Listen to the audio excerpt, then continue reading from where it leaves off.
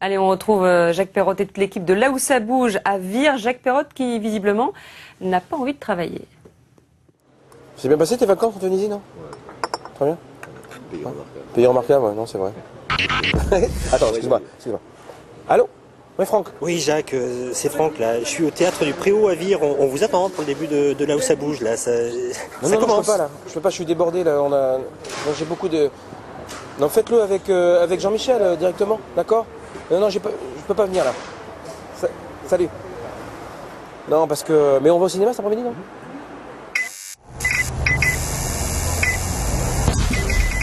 Et nous allons parler théâtre ce soir. Et oui, nous parlons théâtre ce soir, justement, et nous sommes au Préau à Vire avec vous, Vincent Garanger, bonjour. Bonjour. Et ce soir, c'est un grand début, c'est une nouvelle pièce. Voilà, ce soir c'est la première d'une des deux pièces que nous présentons en diptyque à certains moments, mais ce soir nous présentons Trahison, qui est une pièce d'Harold Pinter. Harold Pinter, un auteur anglais, prix Nobel de littérature en 2003, qui est décédé il y a 4-5 ans maintenant. Alors le principe justement de Trahison, c'est trahison entre amis, c'est ça? Et Trahison, oui, entre amis et dans un couple.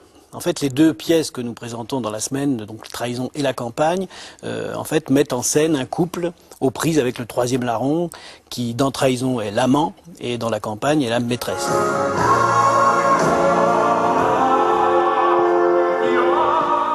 Bonjour, Robert. Bonjour. Je prendrai un scotch avec des glaçons. Et de l'eau. Quoi? Vous voulez avec de l'eau? Non, pas d'eau, juste des glaçons. Si, signore. C'est pas dans tes habitudes de boire du scotch à midi? J'ai eu un microbe, en fait. Et le seul moyen de me débarrasser de ce microbe a été le scotch midi et soir.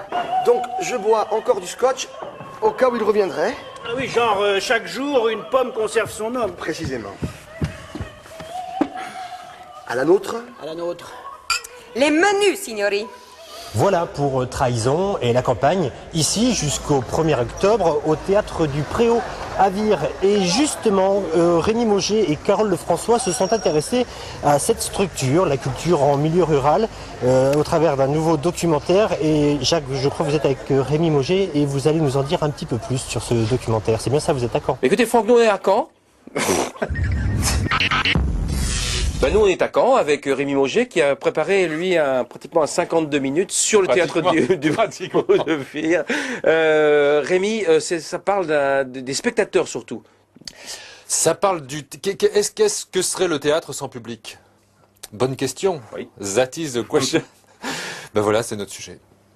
C'est un film, un documentaire sur le rapport du théâtre au public. Comment une pièce existe, comment on l'a choisie.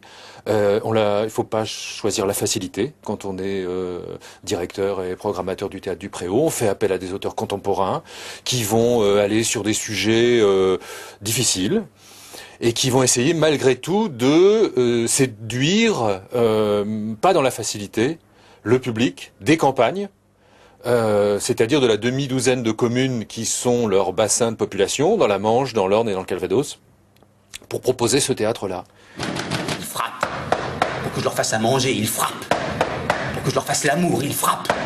Pour que je les fasse rire aux éclats, il frappe. Pour cacher l'horreur de leur vie conjugale et de leur vie toute courte, comme s'il leur en manquait un morceau.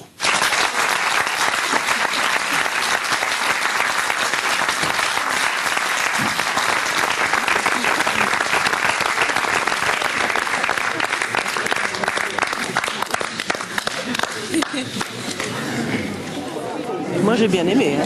Je me suis pas ennuyé du tout, j'avais très peur de m'ennuyer, alors pas du tout. Hein. La sortie de l'année, ça s'intéresse au théâtre et à son public. C'est ça le truc. Non, c'est pas... C'est pas mal, mais... Alors non seulement ça va passer sur l'antenne de France Normandie, quand? Le 9 novembre. Et aussi le 3 octobre, dans quel cadre? Alors ça, c'est le Préau qui a choisi ça. Ils l'ont pas vu encore, le film, mais ils le proposent à leur public. Et à Vassy, un de ces soirs, là, c'est le 3 octobre. Le 3 octobre. Les Firazad et Paddy Magdoum l'ont retrouvé, l'éclatante blancheur. La pièce qu'on suit, là, qui s'appelle Le sous-locataire, c'est un truc qui vous remue un peu. Hein. C'est un sujet assez scabreux. Ouais, scabreux. Est-ce que c'est pour rire? Pas sûr. Est-ce que c'est pas pour pleurer non plus, comme dit l'une des spectatrices à la fin, là, Jacqueline, là. Non, c'est pas pour pleurer. Elle a pris du bon temps, mais à mon avis, la culture, c'est aussi ça, quoi. On est d'accord ?